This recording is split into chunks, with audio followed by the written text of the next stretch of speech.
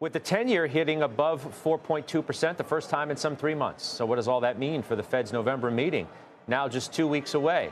Joining me now to discuss is Richard Clarida. He's the former Federal Reserve Vice Chairman, PIMCO's Global Economic Advisor. Welcome back. It's nice to see you. Likewise.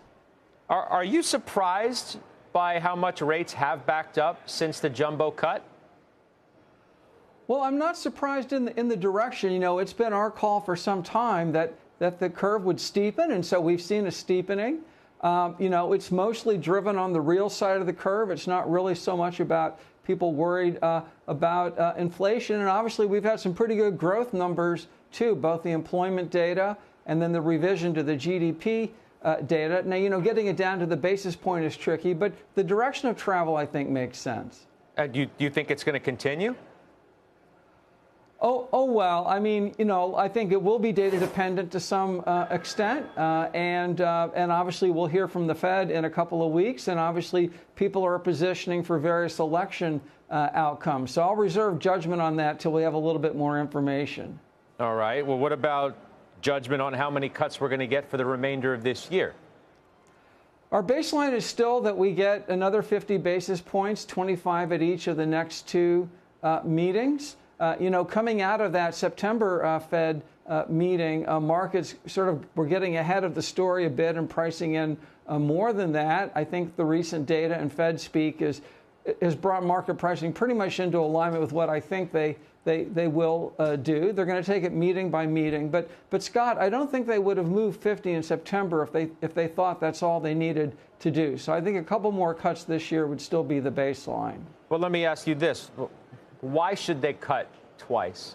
Especially if they're coming to the realization, which I think is true, that the neutral rate is higher than they once thought it was, and that they're not as restrictive as they thought they were either.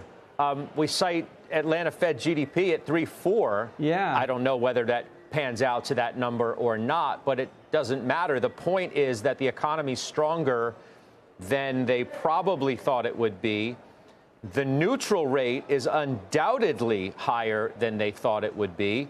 Why should they cut twice? Scott, I think they've made they have the judgment. I think the minutes confirmed this.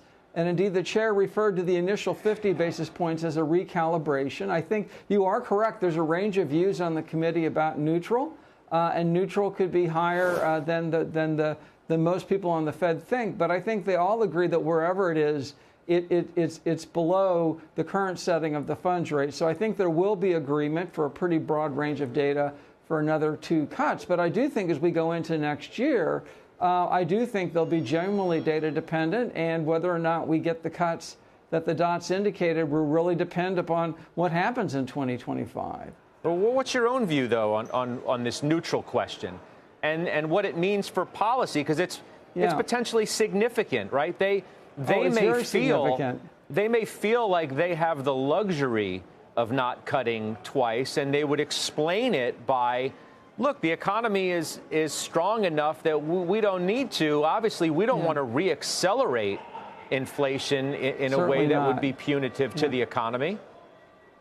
Sure. So my own view on neutral is, you know, that the front end of the curve, which is what the Fed sets, the funds rate, I'm more or less in alignment that ultimately once inflation gets to 2, that a neutral rate of around 3% makes sense. Where I do think the world will be different than it was before the pandemic is I think we'll have a steeper yield curve. So I think part of the way that the bond market clears is not so much with a higher front-end neutral rate, but potentially a steeper yield curve on top of that.